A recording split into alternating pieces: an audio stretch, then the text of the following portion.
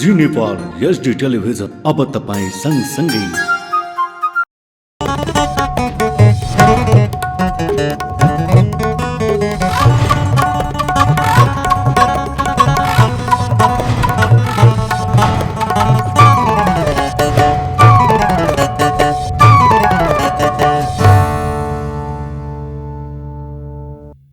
नमस्कार, जी नेपाल न्यूजमा यहाँलाई स्वागत छ। म करुणा लामिछाने। सुरुमा मुख्य समाचारका शीर्षकहरू।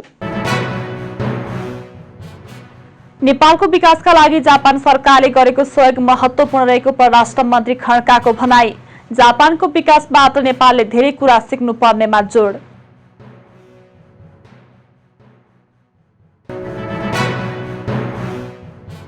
विद्युतीय सवारीमा कर छुट सहितका मुद्दा समेटेर विवेकशील साझा पार्टीले जारी गर्यो चुनावी प्रतिज्ञा पत्र। डिजेल र पेट्रोलबाट चल्ने सार्वजनिक यातायातलाई विस्थापित गर्दै लगिने।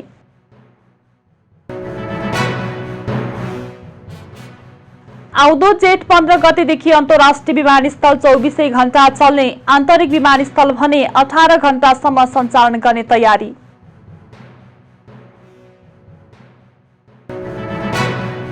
दक्षिण चीन सागरको विवादित क्षेत्रमा चीनको लडाकु विमानको गस्ती सुरु। पूर्वी चीन सागरमा रहेका टापुहरूलाई लिएर चीनको जापानसँग विवाद। र AFC एसियन कप छनौटको लागि नेपाली खेलाडी आशावादी। छनौट खेलहरू जुन 8 देखि 14 सम्म हुने। अब समाचार विस्तारमा। परराष्ट्र मन्त्री डाक्टर नारायण खड्काले नेपालको विकासका लागि जापान सरकारले गरेको सहयोग महत्त्वपूर्ण रहेको बताउनु भएको छ। शनिबार काठमाडौँमा नेपाल जाइका अल्मुनाई एसोसिएसन जानको 48औं वार्षिकोत्सव समारोहलाई सम्बोधन गर्दै उहाँले ठूलो सहयोगदाता मध्ये एक जापानले नेपाललाई शर्त बिना नै सहयोग गरिरहेको बताउनु भयो। उहाँले विपद तथा महामारीमा समेत जापानले उल्लेखनीय सहयोग गरेको भन्दै त्यहाँको विकासबाट नेपालले धेरै कुरा सिक्नु पर्नेमा जोड दिनुभयो। नेपाल जापान बीच सन् 1956 मा सम्बन्ध स्थापित भए पनि त्यसको 2 वर्ष अघिदेखि नेपाललाई सहयोग गर्दै आइरहेको उहाँले जानकारी गराउनुभयो। जुन सहयोग हामीले प्राप्त छ without conditions. One of the beauties of Japan's cooperation to Nepal is it has no strings attached. छैन न चाहिँ एक प्रकारले निस्वार्थै रूपमा भनौँ अनि कत्र विशाल विशाल बनेर चाहिँ योजनाहरू सम्पन्न भएको छ।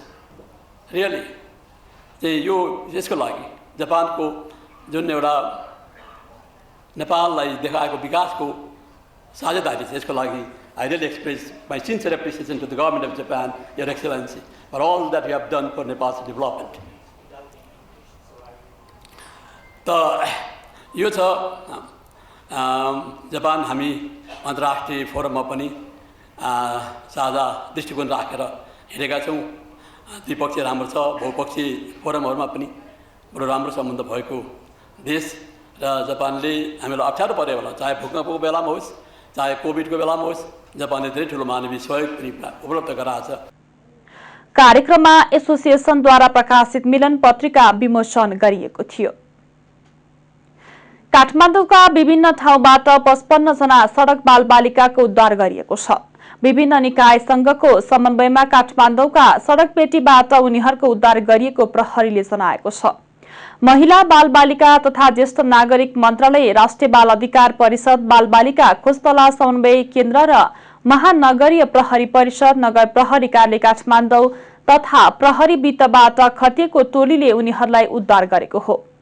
उद्धार गरिएकोमा सडकमा यात्रुसँग पैसा माग्दै हिँड्ने 33 बालक र 22 बालिका रहेका छन्। उनीहरूलाई बालबालिका खोजतला समन्वय केन्द्र भ्रेकोटी मण्डपमा बुझाइएको महानगरीय प्रहरी परिसर काठमाडौँका प्रवक्ता प्रहरी उपरीक्षक दिनेश राज मैनालीले जानकारी दिनुभयो। विवेकशील साझा पार्टीले आसन्न स्थानीय तह निर्वाचनमा पार्टीका तर्फबाट काठमाडौँ महानगरका उम्मेद्वारको चुनावी प्रतिज्ञा पत्र सार्वजनिक गरेको छ। ललितपुर स्थित पार्टी कार्यालयमा पत्रकार सम्मेलन गर्दै विवेकशील साझा पार्टीले काठमाडौँ महानगरको विकासको योजना सहितको चुनावी प्रतिज्ञा पत्र सार्वजनिक गरेको हो। प्रतिज्ञा पत्रमा भ्रष्टाचार नियन्त्रण, सुशासन र सेवा प्रवाह, सुलभ व्यवस्थित विद्युतीय यातायात, नेवा कला संस्कृतिको पुनर्जागरण, खुला क्षेत्रको संरक्षण र विस्तारलाई मूल एजेन्डा बनाइएको छ। त्यस्तै नदी नालाको सफाई र पुनर्स्थापना, सफा र व्यवस्थित काठमाडौँ र गुणस्तरीय शिक्षा, स्वास्थ्य र सामाजिक सुरक्षा सो पार्टीको मूल एजेन्डामा राखिएको छ। पत्रकार सम्मेलनमा विवेकशील साझाका अध्यक्ष रविन्द्र मिश्रले प्रतिज्ञा पत्रमा भएका विषयलाई कार्यान्वयन गरेर छान्ने प्रतिबद्धता जनाउनुभयो। उहाँले आफ्नो दलका उम्मेद्वारको इमानदारी, परिपक्वता र क्षमताको पनि परीक्षण गर्न दिन पनि आग्रह गर्नुभयो। केही पनि भनेको छैन। हामी यो शहरको गौरव जुन हाम्रो पुस्ता र हामीभन्दा माथिको पुस्ताले ध्वंस बनाइदियो त्यसलाई पुनर्स्थापित गर्न चाहन्छौँ। नेवा कला र संस्कृतिको पुनर्जागरण चाहन्छौँ। रिनेसान्स भन्ने शब्द हामीले प्रयोग गरेका छौँ, जुन सामान्यतया नेवा कला र सम्पदाको पुनर्जागरणको अर्थमा अहिलेसम्म प्रयोग हुने गरेको छैन। हामी त्यो गर्न चाहन्छौँ। भ्रष्टाचार नियन्त्रण, सुशासन, सेवा प्रवाह प्रमुख मुद्दा हो। हामी त्यसमा फोकस गर्न चाहन्छौँ। त्यसपछि यसमा भएका अरू सम्पदा संरक्षणदेखि लिएर नदी नालाको सरसफाइदेखि लिएर अब यो संसारकै सबभन्दा प्रदूषित सहर भनेर बारम्बार तपाईँहरूले सुन्नुहुन्छ, त्यो प्रदूषणका कारकहरूलाई हामी सम्बोधन गर्न चाहन्छौँ र हामीले भनेका छौँ हामी विद्युतीय यातायातलाई एकदमै जोरदार रूपमा प्रवर्तन गर्छौँ। त्यसको साथमा यो प्रदूषणका अन्य स्रोतहरू जति छन् त्यसलाई सम्बोधन गर्न सकिन्छ। सम्बोधन नभएको कारण के हो भने नेतृत्वमा इमानदारी नभएर हो। त्यसै गरी हामीले सार्वजनिक शिक्षा र स्वास्थ्य निशुल्क र गुणस्तरीय हुनुपर्छ भन्ने। विवेकशील साझा पार्टीले 30 वैशाखमा हुने स्थानीय तह निर्वाचनमा काठमाडौँ महानगरको मेयरमा समीक्षा बास्कोटा र उपमेयरमा कीर्ति तुलाधरलाई उम्मेद्वार घोषणा गरेको छ। निर्वाचन आयुक्त सगुन शमशेर जबराले निर्वाचन आचार संहिता कानूनका लागि आयोग गम्भीर रहेको बताएका छन्। उनले विगतमा भन्दा धेरै कुरामा सुधार गरेर आचार संहिता कानून गर्ने काम भइरहेको समेत बताए। बुटवलमा शनिबार आयोजित स्थानीय तह निर्वाचन बारे मिडिया अभिमुखीकरण कार्यक्रममा बोल्दै उनले अहिले मिडिया पनि जिम्मेवार र गम्भीर हुनुपर्नेमा जोड दिए। कार्यक्रममा निर्वाचन आयोगका कानून तथा राजनीतिक दल महाशाखा प्रमुख योग्य प्रसाद भट्टराईले निर्वाचन आचार संहिता नैतिक र कानूनी बन्धन भएकाले त्यसमा आम सञ्चार पनि संवेदनशील हुनुपर्ने बताए। पत्रकार एवं सूचना आयोगका पूर्व आयुक्त यशोदा तिमर सिन्हाले निर्वाचनका बेला सञ्चारकर्मीहरू मिथ्या सूचना र दुष्प्रचारबाट बस्नुपर्ने बताइन्। नेकपा माओवादी केन्द्रका अध्यक्ष प्रचण्डले सत्ता साझेदार दलका बीचमा स्थानीय निर्वाचनमा गठबन्धनको टुङ्गो भोलि आइतबारसम्म लागिसक्ने बताएका छन्। शनिबार बिहान भरतपुर विमानस्थलमा उनले आजै साँझसम्ममा गठबन्धनको खाका तयार हुने बताए। उनले भने आज बेलुकासम्म सिफारिस गर्ने भनिएको छ। हामी सम्भवतः भोलिसम्ममा एउटा टुङ्गोमा पुग्छौं। निर्वाचनका समयमा एउटै पार्टीभित्र समेत विवाद बहस हुने जनाउँदै प्रचण्डले दलहरूबीच सहमतिमा आउन समय लाग्नु स्वाभाविक रहेको बताए। उनले भरतपुर महानगरका विषयमा छलफल भइरहेको जनाए। स्थानीय तहको निर्वाचनका लागि उम्मेदवारी सम्बन्धमा गठबन्धनभित्र सकारात्मक छलफल भइरहेको उनको भनाइ थियो। नेपाली कांग्रेसका प्रवक्ता डाक्टर प्रकाश चरण महतले कुनै स्थानीय तहमा सत्तारूढ दलहरूबीच नै प्रतिस्पर्धा पनि हुन सक्ने बताएका छन्। शनिबार पार्टीको केन्द्रीय कार्य सम्पादन समितिको बैठक भइरहेको बेला पार्टी कार्यालय सानेपामा पत्रकारहरूसँग कुरा गर्दै उनले कुनै स्थानीय तहमा गठबन्धनका एकभन्दा बढी दललाई आफूले जित्छु भन्ने लागेमा मैत्रीपूर्ण प्रतिस्पर्धा पनि हुन सक्ने बताएका हुन्। तर त्यस्तो स्थानीय तहमा नेकपा एमालेसँग गठबन्धन भने कुनै दलले गर्न नपाउने उनको भनाइ छ। उनले कुनै स्थानीय तहमा गठबन्धन गर्ने विषयमा सहमति जुट्ने भने बेलैमा जानकारी गराउन पार्टीको तल्ला समितिलाई आग्रह गरे। प्रवक्ता महतले आपसमा प्रतिस्पर्धा गर्दा पनि गठबन्धनभित्रकै दलका उम्मेद्वार निर्वाचित हुने स्थितिमा तालमेल नहुन सक्ने पनि बताए। नेपाल न्यूजमा अब एकैछिन विश्राम भन्दा अगाडि मुख्य समाचारका शीर्षकहरू। नेपालको विकासका लागि जापान सरकारले गरेको सहयोग महत्त्वपूर्ण रहेको परराष्ट्र मन्त्री खड्काको भनाई। जापानको विकासबाट नेपालले धेरै कुरा सिक्नु पर्नेमा जोड।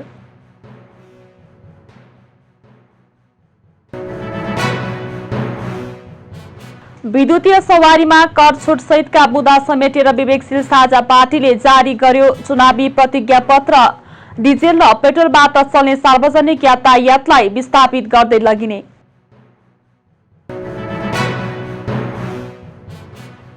आउँदो जेठ 15 गतेदेखि अन्तर्राष्ट्रिय विमानस्थल 24 घण्टा चल्ने, आन्तरिक विमानस्थल भने 18 घण्टासम्म सञ्चालन गर्ने तयारी।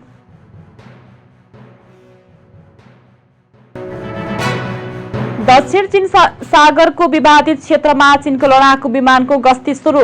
पूर्वी चीन सागरमा रहेका टापुहरूलाई लिएर चीनको जापानसँग विवाद। र एएफसी एसियन कप छनौटको लागि नेपाली खेलाडी आशावादी। छनौट खेलहरू जुन 8 देखि 14 सम्म हुने।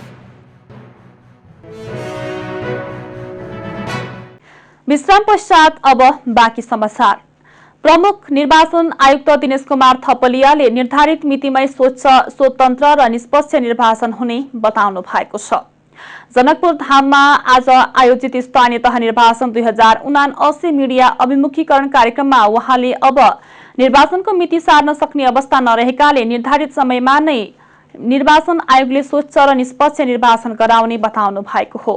प्रमुख निर्वाचन आयुक्त थपलियाले निर्वाचनको मितिलाई तलमाथि वा अन्य तरिकाले सारेमा मुलुकमा दुर्घटना निम्त्याउन सकिने उल्लेख गर्दै निर्धारित समय वैशाख 30 गते नै निर्वाचन हुने र निर्वाचनबाट कसैले डराउन नहुने बताउनुभयो। निर्वाचनको क्रम भंग गर्ने अवस्था नरहेको बताउँदै उहाँले स्थानीय तहको निर्वाचनसँग यसै वर्ष प्रतिनिधि सभा, प्रदेश सभा, राष्ट्रपति र उपराष्ट्रपतिको निर्वाचन समेत सम्पन्न हुने दावी गर्नुभयो। प्रमुख निर्वाचन आयुक्त थपलियाले निर्वाचनलाई लोकतन्त्रको सबैभन्दा ठूलो गहना भनिने गरेको उल्लेख गर्दै पछिल्लो समय निर्वाचन विपरीत हुने खालको अभिव्यक्ति आइरहनु दुःखद भएको जिकिर गर्नुभयो। र यदि यो सुशासन र समृद्धिमा पुग्ने पहिलो पाइला निर्वाचनबाट नै प्रारम्भ हुन्छ र यो पहिलो पाइला जुन निर्वाचनबाट हामी सुरु गर्दैछौँ यही नै यदि दूषित भयो भने, पहिलो पाइलामा नै काँडा बिजो भने बाँकी रहेको यात्रा सहज नहुन सक्दछ। त्यसकारण हाम्रो जुन समृद्धिको यात्रा छ, सुशासनको यात्रा छ, यसलाई खण्डित हुन नदिनको निम्ति निर्वाचनलाई अलिकति इमान, निष्ठा, सिद्धान्त र विचारले निर्देशित गर्ने ढङ्गले तपाईहरुले समाचारहरू सम्प्रेषण गरिदिनुहोस्, सूचनाहरू दिइदिनुहोस्। त्यति हुँदाहुँदै पनि यो तथ्य नै फरक भयो भने त्यो समाचार विचार सुन्ने मान्छेले के सोच्दो हो, कसरी त्यो चाहिँ क्लियर हुँदो हो, अथवा कुनै पनि श्रोता वा पाठकले निर्वाचन आचार संहितालाई सामान्य रूपमा नलिन आग्रह गर्दै यसको उल्लङ्घन गर्ने कारबाही हुने र केहीसँग स्पष्टीकरण समेत सोधिसकिएको जानकारी दिनुभयो। चैत्र शुक्ल पूर्णिमाका दिन शनिबार ऐतिहासिक महत्व बोकेको काठमाडौँको बालाजु स्थित 22 तारामा विशेष मेला लागेको छ। मेलाका अवसरमा शनिबार 22 तारामा भक्तजनको घुइँचो लागेको थियो। मेलामा नुवाकोट, धादिङ, रसुवा, चितवन लगायतका विभिन्न जिल्लाहरूबाट भक्तजनहरू 22 तारा आउने गर्दछन्। तत्कालीन राजा प्रताप मल्लले निर्माण गरेको उक्त धारामा नागार्जुनको डाँडाबाट पानी आउने गर्दछ। यस दिन बालाजु 22 ताराको पानीले स्नान गरे पाप पखालिने, रोग निको हुने र चिताएको पूरा हुने धार्मिक विश्वास रही आएको छ। वरिष्ठ साहित्यकार भद्रकुमारी घलेद्वारा लिखित विभिन्न विधाका 151 पुस्तकहरू वैशाख 10 गते विमोचन हुने भएको छ। भद्रकुमारी घले सेवा सदनको वार्षिक साधारण सभाका अवसरमा 10 गते पूर्व प्रधान न्यायाधीश सुशीला कार्कीको प्रमुख आतिथ्यतामा पुस्तक विमोचन हुने शनिबार काठमाडौँमा आयोजित पत्रकार सम्मेलनमा जानकारी दिएको हो। यसअघि विविध विधाका साहित्य, संस्कृति, कला र आफ्नै जीवन भोगाइसँग सम्बन्धित 141 पुस्तकहरू विमोचन प्रकाशित गरिसक्नु भएकी घलेले एउटै मञ्चबाट 49 पुस्तकहरूको एकसाथ विमोचन समेत गरिसक्नु भएको छ। त्यस्तै वैशाख 30 गते विमोचन हुने 151 पुस्तकहरूमा निबन्ध, कविता र भजन संग्रहहरू रहेको घलेले जानकारी दिनुभयो। शेरधन राई देश राष्ट्र को संचार मंत्री प्रमुख अतिथि बनाए। अब 151 किताब, 151 महिला द्वारा 10 गते 11:30 बजे यही थलोमा विमोचन हुँदैछ र अब तपाईहरुलाई लाग्यो होला यो 92 लागेको बुढीले के लेख्यो होला किताबमा भने यही लेखेको छु कि बुढेसकाल समयले हामी मान्छेलाई कसरी गाल्छ, र उमेरले हामी मान्छेलाई कसरी थलो पार्छ।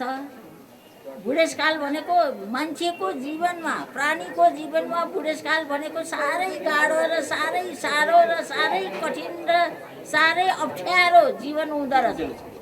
उठ्न पनि नसक्ने, बस्न पनि। 9 दशक उमेर पार गरिसक्नुभएका घलेको 151वटा पुस्तक एकैसाथ विमोचन हुने विषयलाई गिनिज बुक अफ वर्ल्ड रेकर्डमा लैजाने योजना बनाएको भद्रकुमारी घले सेवा सदनले जनाएको छ। त्रिभुवन अन्तर्राष्ट्रिय विमानस्थल आउँदो जेठ 15 गतेदेखि 24 घण्टा सञ्चालनमा आउने भएको छ। बढ्दो हवाई उडान चाप व्यवस्थापनका लागि नियामक नेपाल नागरिक उड्डयन प्राधिकरणले अन्तर्राष्ट्रिय विमानस्थललाई 24 घण्टा सञ्चालन गर्ने तयारी गरेको हो। त्रिभुवन अन्तर्राष्ट्रिय विमानस्थल सहित गौतम बुद्ध अन्तर्राष्ट्रिय विमानस्थल र निर्माणाधीन पोखरा क्षेत्रीय अन्तर्राष्ट्रिय विमानस्थल पनि अब 24 घण्टा सञ्चालन हुने प्राधिकरणले जनाएको छ।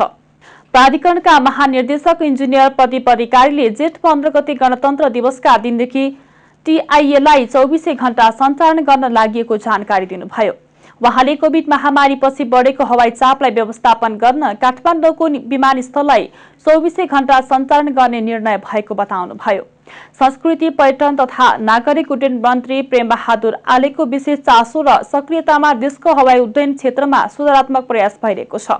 त्यसैको प्रति फलस्वरूप 3 अन्तर्राष्ट्रिय विमानस्थल सहित देशैभरका विमानस्थलको पूर्वाधार विकास र सेवा सुदृढीकरणका लागि प्राधिकरण लागि परेको प्राधिकरणले जनाएको छ। बाँकेको राप्ती सोनारी गाउँपालिका 2 टिकुलीपुर गाउँमा भएको आगलागीमा 11 घर जलेर नष्ट भएका छन्।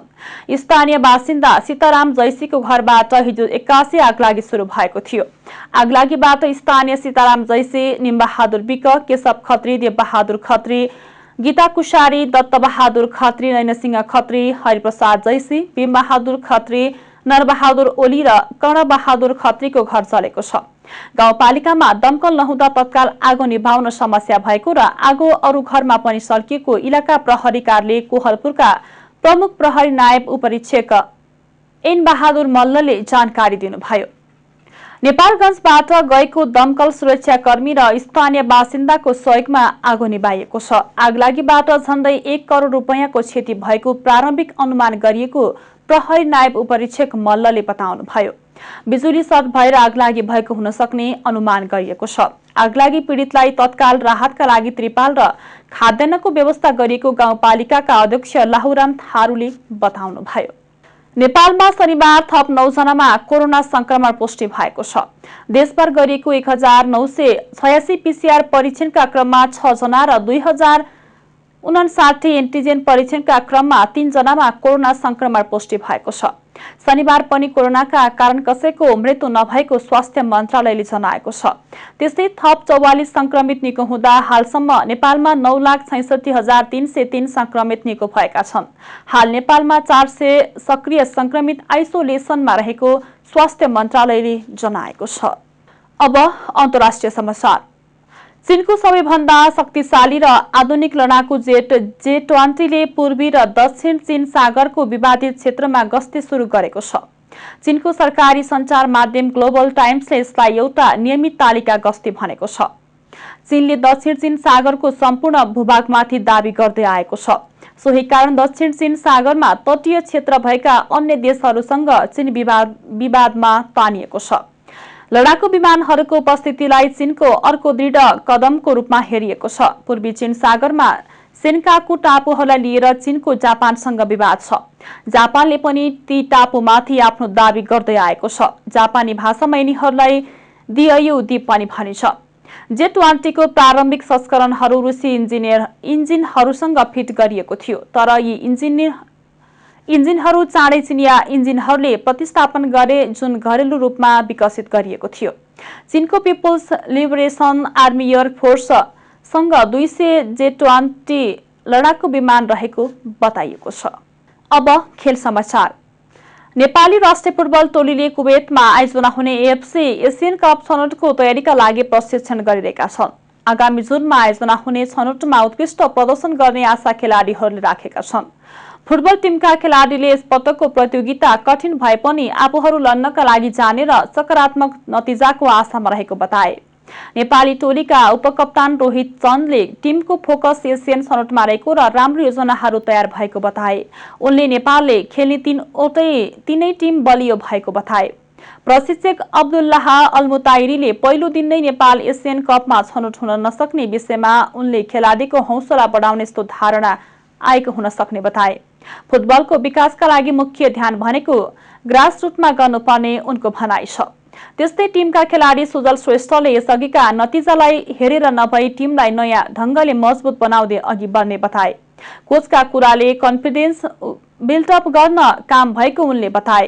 त्यस्तै खेलाडी नवयुग श्रेष्ठले आफूलाई पहिलाको फर्ममा आउन राम्रो मौका रहेको बताए। हाम्रो ट्रेनिङ हिजोदेखि स्टार्ट भयो। त्यही हाम्रो मेन फोकस चाहिँ अब एसियन क्वालिफायर हो। त्यसको प्रिपरेसन अब स्टार्ट भएको छ। राम्रै हाम्रो प्लानिङहरू भइरहेछ अनि त्यही हिसाबले हामी गइरहेछौँ। होइन अब कोचले चाहिँ अब दुईवटा कुरा भन्नुभएको छ त्यसमा। अब एउटा कोचिङ पाटोमा भन्नुभएको छ, एउटा चाहिँ डिफ्रेन्ट अब फ्यानको सोचाइमा भन्नुभएको छ। सो हामी चाहिँ कोचिङ बाटोमा छौँ अहिले चाहिँ। हाम्रो सोच्ने तरिका, हाम्रो सबै कुरा चाहिँ हाम्रो कोचिङ बाटोमा छ। त्यही हो अब कोचले भनेको अनुसार अब हाम्रो चान्सेस चाहिँ एकदमै लो छ। बट त्यही हो, हामीले हाम्रो सक्दो ट्राई गर्ने हो, हामीले सक्दो हाम्रो बेस्ट दिने हो।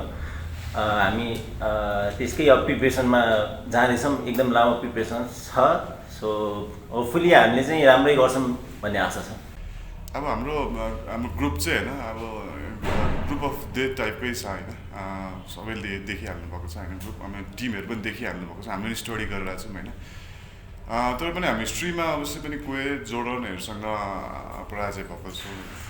तर पनि हाम्रो टार्गेट चाहिँ अब त्यो पहिलाको हिसाबमा चाहिँ अब त्यो रिजल्टलाई हेरेर होइन कि अब हामी अगाडि कसरी बढ्न सक्छौँ होइन। यो टिमलाई अझै कसरी मजबुत बनाउन सकिन्छ त्यो तरिकाले सोचिरहेको छौँ। कोचले जुन तरिकाले हामीलाई डिफेन्ड गर्नुहुन्छ नि त्यो चाहिँ एउटा प्लेयरको लागि क्या अवश्य पनि एउटा कन्फिडेन्ट बिल्ड गर्छ क्या। मलाई पनि त्यस्तो लाग्छ, प्लेयरहरूलाई पनि त्यही फिल हुन्छ। तर मेन स्ट्रिम मिडियाहरूले चाहिँ हामीलाई चाहिँ प्रेसर अब दिइरहेको छ जस्तो चाहिँ लाग्दैन मलाई होइन।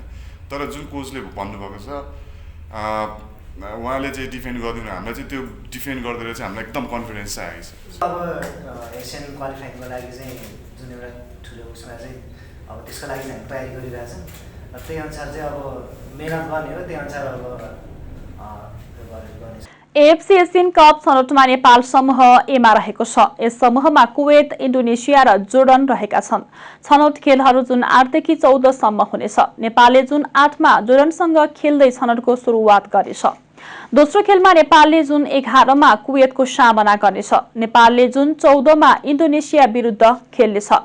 छनौटबाट समूहको शीर्ष टोली चीनमा आयोजना हुने एसियन कप 2023 मा छनौट हुनेछन्। खेल समाचारसँगै हामी जी नेपाल न्युजको अन्त्यमा आइसकेका छौं। जाँदा साँधै मुख्य खबरका शीर्षकहरू पुनः एकपटक। नेपालको विकासका लागि जापान सरकारले गरेको सहयोग महत्त्वपूर्ण रहेको परराष्ट्र मन्त्री खड्काको भनाई। जापानको विकासबाट नेपालले धेरै कुरा सिक्नु पर्नेमा जोड।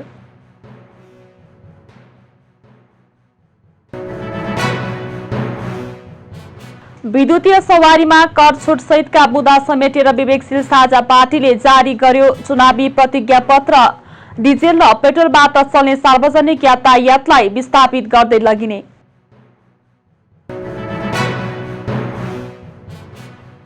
आउँदो जेठ 15 गतेदेखि अन्तर्राष्ट्रिय विमानस्थल 24 घण्टा चल्ने, आन्तरिक विमानस्थल भने 18 घण्टासम्म सञ्चालन गर्ने तयारी।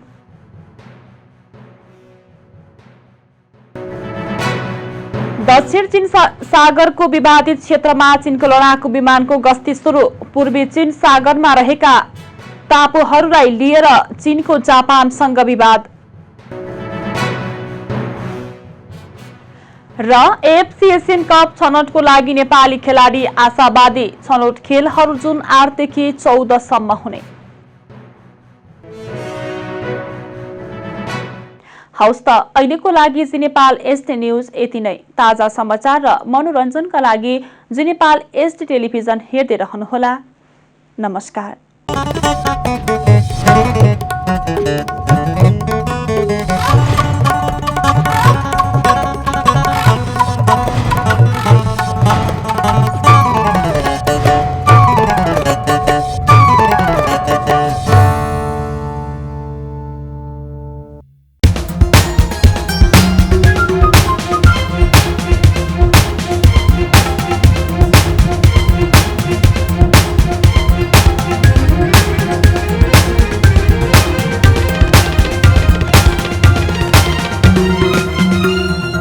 जी नेपाल HD टेलिभिजन अब